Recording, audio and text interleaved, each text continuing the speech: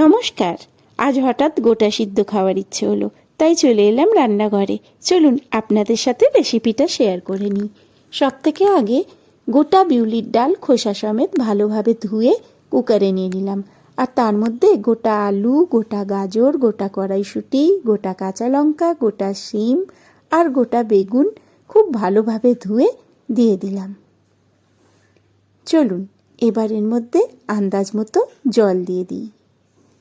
তারপর স্বাদ মতো লবণ দিয়ে দিলাম। কুকারের ঢাকা আটকে 6টা সিটি লাগিয়ে নেব। এবার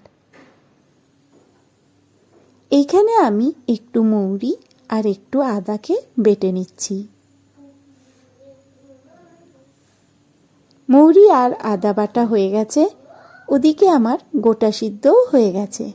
চলুন কুকারের ঢাকাটা খুলে চেক করে নিই। হ্যাঁ, একদম পারফেক্ট, সব কিছু সিদ্ধ হয়ে গেছে। এবার এর মধ্যে একটু চিনি, আদা মৌরি বাটা আর উপর থেকে একটু কাঁচা সর্ষের তেল দিয়ে দিলাম। তারপর খুব ভালোভাবে মিক্স করে নিলাম। চলুন এবার একটা বাটিতে ঢেলে রাখছি। আপনারা চাইলে পারে এই রেসিপি ফলো করে বাড়িতে গোটা সিদ্ধ করতে পারেন, খেতে কিন্তু দারুণ লাগে। ভিডিও ভালো লাগলে লাইক, কমেন্ট, শেয়ার করে দেবার অনুরোধ রইল।